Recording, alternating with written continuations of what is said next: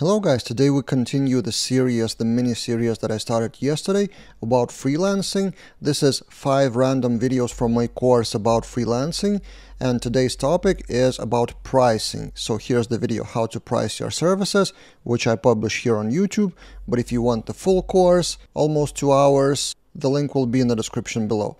Also, I will organize those 5 videos into a playlist on YouTube. So on my channel, in playlist, you will find my 15 years of freelancing, where I will put those daily videos tomorrow, the day after, and the final 5th one. For now, I'm still undecided what I will do next week, whether it will be a new series of videos on random topic, or maybe I will temporarily get back to daily random videos. We'll see. But today, let's talk about how to price your services as a freelancer. How to price your services as a freelancer. This is probably the most fundamental difference between a full-time job and freelancing. You decide the price and you negotiate it with a client. There are various types of pricing and various rates you can choose from, so it's all very flexible. There's no one hourly rate or billing rate or price per project. When working at a full-time position, you usually get a monthly salary and you don't calculate more than that. When freelancing, you can charge a fixed price per project, per milestone, or per time unit, typically per hour. Now, let's discuss that fixed versus hourly. This is a question of who takes the risk. If you price per project, so you charge $1,000 per project, for example, then you take the risk as a freelancer that you deliver the project within those boundaries of that $1,000, no matter how much time it takes. For that condition, the job description needs to be clear with all the goals and milestones and tasks set in detail, and then you can calculate the price roughly or even pretty accurately. When billing for the time unit like an hour, the client takes the risk. That is typically done when the project scope isn't fully clear. You cannot describe upfront what needs to be done exactly. You agree on some hourly rate, and then whatever tasks come, you deliver them and then you bill hourly. That, of course, comes with additional overhead of tracking the time somehow.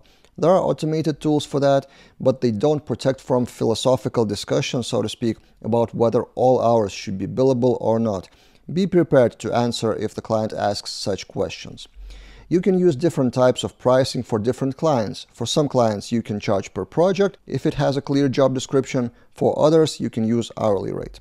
Now, how to calculate the price per project? The most simple and most typical way is just to multiply your average hourly rate by the hours that you think it would need to finish the project.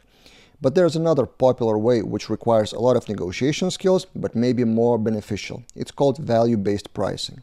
Instead of looking at the hours you need to spend, you look at the value for the business of the client. If they need an e-shop, the potential value from that e-shop is the number of sales per month. You can roughly calculate that amount from talking to the client. For example, they may sell $10,000 worth of products per month, so would they be happy to share 10% of that revenue with you? This would be $1,000 per month. So you would need to talk to the client and ask business questions, revenue questions, and then tie them to your work, not to your hours, but to the potential revenue or profit of the client. Try to negotiate to take a small part of that revenue, then you kind of become business partners, which may turn into a long-term partnership, and it would be beneficial for both sides.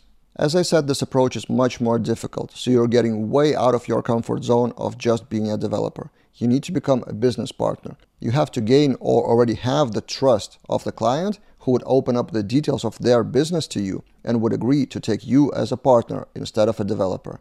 But if you manage to do that, in the long run, that's probably the most profitable model of pricing your services. Probably the most common question I get is what hourly rate should I charge as a freelancer? And this is a question back to you. How much do you think you are worth? Your price should be kind of a formula of your technical skills, how you view them yourself, then your negotiation skills, and then your presentation skills. So how can you present yourself in a good way? Your portfolio and profile need to look professional enough to charge more. So there is no single correct market price like $10 per hour or $200 per hour. It depends on what projects you take, what clients you take, do they have the budget. Quite often it depends not that much on your skills, but what clients do you manage to get? What projects do they have? What is the potential revenue for them? Then you can charge more with the same skills. It may also depend on your region if you work for local clients. So if someone tells you there's a magic number of what you should charge, don't believe them. This number doesn't exist. Your goal is to be confident enough in yourself to charge more. And also experiment with pricing. Start with any price. Start with $50 an hour or $10 an hour. It almost doesn't matter. Then after each client, you change your pricing accordingly. If you have too many clients for the current price point, you need to raise the price. If you struggle to find any client, then your price probably should go lower. Or maybe freelancing even is not for you.